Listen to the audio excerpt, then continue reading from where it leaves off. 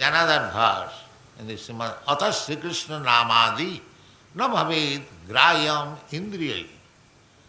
So these blunt senses, by these blunt senses, even we cannot understand what is the name of Krishna, why these people are chanting Hare Krishna. We cannot understand. Atas Sri Krishna Nama, because Krishna realization begins from the name. Therefore, name, Krishna's name and Krishna is not defined, absolute. But we cannot realize. But the practice, if you practice chanting Hare Krishna, then you realize.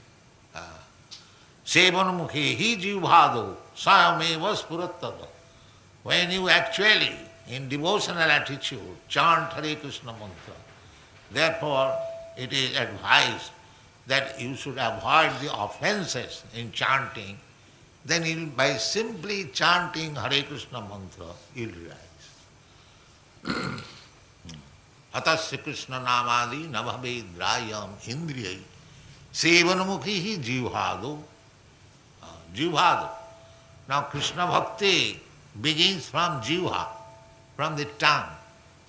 People will be surprised. How is that? Yes, you can utilize your tongue simply by chanting and tasting Krishna Prasad. Then you will become Krishna Bhakti.